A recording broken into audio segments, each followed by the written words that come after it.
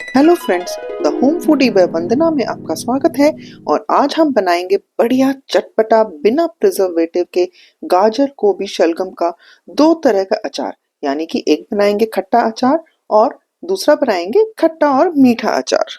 पूरी वीडियो ध्यान से देखिएगा। इसमें मैं बताऊंगी किस तरह से आप अचार का मसाला बना पाएंगे और साथ ही ये भी बताऊंगी कि किस तरह से आप लंबे समय तक अचार को प्रिजर्व कर सकते हैं, वो भी बिना प्रिजर्वेटिव किए। साथ ही मैं ये भी बताऊंगी कि किस तरह से हमें अचार को स्टोर करके रखना चाहिए जिससे कि हमारा अचार लंबे समय तक चले। गोभी का अचार शलगम का अचार बनाने के लिए मैंने लगभग 1 किलो गोभी ली थी, 1 ही किलो करीब शलगम ली थी और आधा किलो गाजर ली थी। आप अपने टेस्ट के हिसाब से तीनों ही चीजों की क्वांटिटी कम ज्यादा कर सकते हैं। अब मैंने सारी ही तीनों ही सब्जियों को अच्छी तरह से धो करके उनको काट लिया था। गोभी के फूलों को अलग कर लिया, फ्लोरेट्स को, और साथ ही मैंने ऐसे ही शलगम को भी धो करके छील करके मनचाहे आकार में काट लिया था। और ऐसे ही गाजर को भी अच्छी तरह से धो करके उनकी हेड्स और टेल्स निकाल करके और बीच के डंठल भी निकाल करके और उनको छील करके अच्छे से काट लिया था। अपने मनचाहे साइज में आप काट सकते हैं। मैंने यहाँ पे ये गाजर को लंबा लंबा काटा है। कोई भी अचार बनाने के लिए उनकी सब्जियों के धुलना और साफ होना बहुत जरूरी होता है। अगर सब्जी में थोड़ी भी इम्प्योरिटी रह जाएगी तो अचार बड़ी जल्दी खराब हो जाएगा। अब हमने गाजर को लंबा लंबा काट लिया है। अब इसको अच्छे तरह से धोने के बाद में मैं इसको एक बर्तन में पलट ले रही हूँ। साथ ही मैं इसमें 1 चम्मच भर के इसमें नमक डाल रही हूँ। लगभग आप कह सकते हैं 1 टीस्पून नमक मैंने डाल दिया है। नमक डालने से क्या होगा कि गाजर जो है अपना पानी छोड़ देगी। तो हम इसको थोड़ी देर ऐसे ही ढके रहने देते हैं और 2-3 घंटे बाद में चेक करेंगे कि पानी कितना छोड़ा है। अब इसको गाजर को मैं चलनी में डाल दे रही हूँ। अब आप देख सकते हैं 2-3 घंटे बाद में गाजर ने इतना सारा पानी छोड़ दिया है। अब हम गाजर को चलनी में ही छोड़ देंगे जिससे जो भी इसमें एक्स्ट्रा वाटर है सब ड्रेन आउट हो जाए। और फिर से इसको 2-3 घंटे के लिए ढक करके छोड़ दूंगी। अब चलते हैं नेक्स्ट प्रोसेस की तरफ। अब हम क्या करेंगे कि एक भिगोने में पानी गर्म करने के लिए रख देंगे। उसमें डालेंगे आधा चम्मच हल्दी और 1 चम्मच नमक। जब पानी उबलने लगेगा तब हमने जो गोभियों को धो करके काट करके छोड़ा था उसको इसमें डाल देंगे और गैस को बंद कर देंगे और 5 मिनट के लिए इसको ढक करके छोड़ देंगे। इससे क्या होगा कि गोभी थोड़ी सी सॉफ्ट हो जाएगी और इसमें जो भी इम्प्योरिटीज होंगी वो भी निकल जाएगी।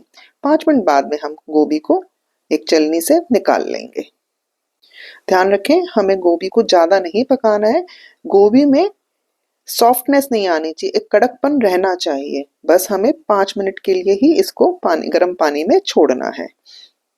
इस तरह से सारी गोभी को निकाल लीजिए।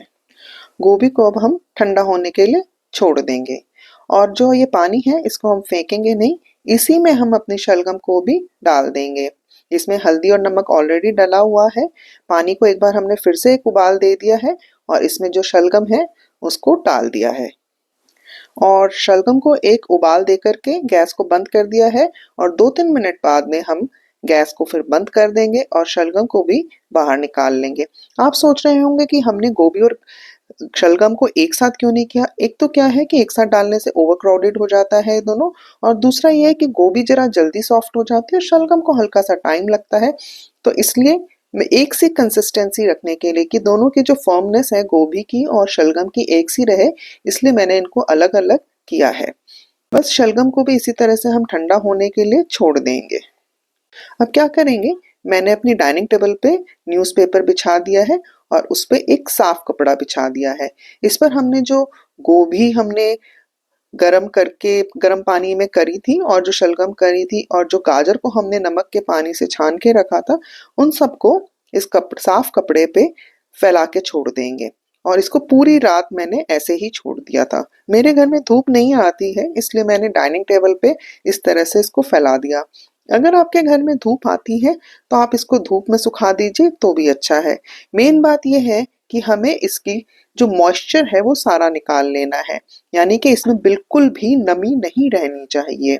अगर हमारे सब्जियों में जरा सी भी मॉइस्चर रह गई तो भी हमारा अचार खराब हो जाएगा। तो आप देख सकते हैं किस तरह से मैंने इसको फैला दिया है। और न्यूज़पेपर नीचे बिछाने से क्या है कि जो न्यूज़पेपर है वो भी जो मॉइस्चर है उसको एब्जॉर्ब कर लेगा, तो मेरा कपड़ा जल्दी से गीला नहीं होगा। तो आप भी ये ट्रिक ज़रूर आजमाइएगा। अब गाजर, गोभी, शलगम को ओवरनाइट कपड़े पे फैलाने के बाद में अब मेरी इनमें से बिल्कुल नमी निकल गई है। तो अब मैं इसको एक बर्तन में इकट्ठा कर ले रही हूँ। ये ज़रूरी नहीं है कि इन सब्जियों को आप ओवरनाइट पे ही फैलाएं। अगर ये अच्छी तरह से सूख गई हैं तो अगर आप 3-4 घंटे भी इसको अच्छे से फैला देंगे और पंखा चला देंगे तो भी हो जाएगा। Hello friends, the home foodie by Vandana में आपका स्वागत है। और आज हम लेके आए हैं सर्दियों की सौगात, यानी कि गाजर, गोभी और शलगम का अचार। अब बढ़ते हैं अचार के मेन प्रोसेस की तरफ। यानी कि अब हम क्या करेंगे, सबसे पहले मस्टर्ड ऑयल को लेंगे और लगभग 1 कप मस्टर्ड ऑयल को हम कढ़ाई में खूब तेज गरम कर लेंगे। मतलब कि इतना गरम कर लेंगे कि उसमें से धुआं निकलने लग जाए। फिर बस गैस को बंद कर देंगे और उसको ठंडा होने के लिए छोड़ देंगे। जब हमारा तेल गुनगुना रह जाएगा तब हम उसमें अदरक और हींग डालेंगे। अगर आपका तेल बहुत ठंडा हो गया है तो हम दोबारा से गैस ऑन करके हल्का सा गुनगुना करके अदरक और हींग डाल दें। अब इसमें हम डालेंगे 4-5 चम्मच भर के अचार का मसाला। आप पूरी वीडियो देखिएगा, इसमें मैं आपको बताऊंगी किस तरीके से आप बहुत ही बढ़िया घर में अचार का मसाला बना पाएंगे। फिर हम इसमें लगभग आधा या 3/4 कप भर के विनेगर डाल देंगे। विनेगर से क्या है, एक तो इसमें अचार में खट्टापन आएगा और दूसरा ये एक तरह से प्रिजर्वेटिव का भी काम करता है। बस इन सारी चीज़ों को अच्छी तरह से मिला देंगे और साथ ही इसमें डालेंगे 3-4 चम्मच भर के नमक। नमक भी प्रिजर्वेटिव का काम करता है और इसमें जो हमने खट्टा डाला है उसको भी बैलेंस आउट करता है। तो आपने देखा कि एक हमारा मिश्रण तैयार हो गया है अचार के लिए। इसमें सारे अचार के मसाले भी हैं। साथ ही इसमें हमने थोड़ा सा डाल दिया है गरम मसाला, उसका भी फ्लेवर अच्छा आता है। और थोड़ी सी डाली है हमने काली मिर्च। अब इन सबको अच्छी तरह से मिक्स कर लेंगे और फिर जो हमने सब्जियां सुखा करके रखी थी इसमें मिक्स कर देंगे। यहाँ पे मेरी गाजर, गोभी, शलगम सब सूख के तैयार है। अब इसको हम अच्छी तरह से इस मसाले के अंदर से मिक्स कर देंगे। मिक्स इस तरीके से करिएगा कि सारी सब्जियों पे मसाला कोट हो जाए एकदम अच्छी तरीके से। और थोड़ा आराम आराम से मिक्स करेंगे जिससे कि कोई भी सब्जियों की फाके टूटे नहीं। यहाँ मेरी कढ़ाई छोटी पड़ रही थी तो अब मैं एक भिगोने में इसको पलट ले रही हूँ और फिर इसको मैं अच्छी तरह से मिक्स करूँ। इसको मिक्स करने के बाद में हमारा गाजर, गोभी, शलगम का खट्टा अचार बन के तैयार हो गया है। हम चाहें तो इसको खा सकते हैं, पर लेकिन इसको लंबे समय तक टिकाने के लिए हमें क्या करना होगा, इस अचार को आते जाते दिन भर में 2-3 बार इसको ज़रूर हिलाएं। आप पूरी वीडियो ज़रूर देखिएगा, मैं आगे इसमें बताऊंगी किस तरह से हमें अचार को स्टोर करना है। अब हम बढ़ते हैं खट्टे मीठे अचार की तरफ। अभी तो हमने बनाया था खट्टा अचार, अब इसी अचार को हम मीठे अचार में कन्वर्ट करेंगे। उसके लिए हमने क्या किया है, फिर से वही तेल को गर्म किया है और तेल को ठंडा होने के लिए छोड़ दिया है। जितनी देर में हमारा तेल ठंडा हो रहा है उतनी देर में हम कुछ और मसाले जो कि खट्टे मीठे अचार में लगेंगे उनको तैयार कर लेते हैं। उसके लिए क्या है कि हमने कुछ ली है मोटी काली इलायची, थोड़ी सी काली मिर्च और थोड़ी लौंग। इन सबको भी हम कढ़ाई में भून लेंगे।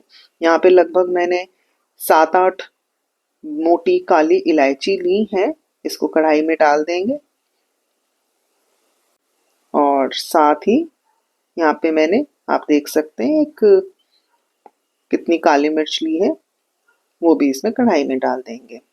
और इतनी ही लौंग ली है, ये कम से कम 10-12 पीस लौंग होंगे। और बस इनको अब हम हल्का सा भून लेंगे। इनको भूनने से क्या है कि एक तो इनकी बहुत ही बढ़िया खुशबू हो जाती है, ये अपने एसेंशियल ऑयल रिलीज कर देते हैं। अब जब ये मसाले ठंडे हो जाएंगे तब हम इनको मिक्सी के जार में डाल के पीस लेंगे। पर जो मोटी इलायची है ना, इसके छिलकों को हम अलग कर लेंगे। तो इनको बस छील लें, इसके जो दाने दाने हैं वो निकाल लें। आप चाहें तो दाने पहले भी निकाल सकते थे इसको भुनने से पहले, और चाहें तो बाद में निकाल लें।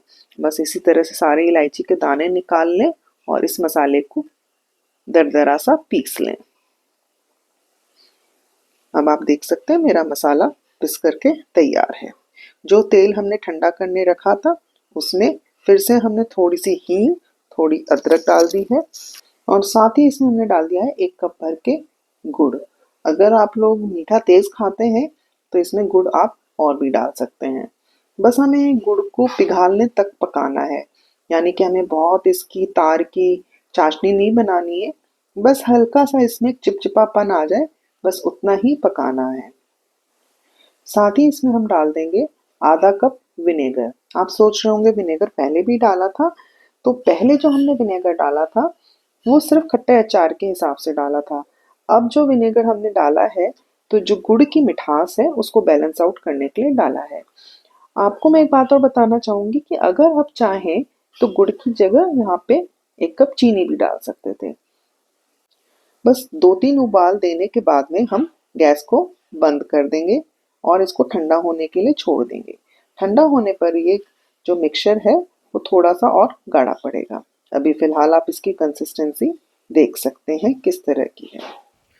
जब तेल ठंडा हो जाएगा तो हमने जो उसमें मसाला पीस के रखा था ना मिक्सी में, गरम मसाला, वो भी डाल देंगे और आधा चम्मच हल्दी पाउडर और डाल देंगे और जो अचार मसाला है वो थोड़ा सा और डाल देंगे।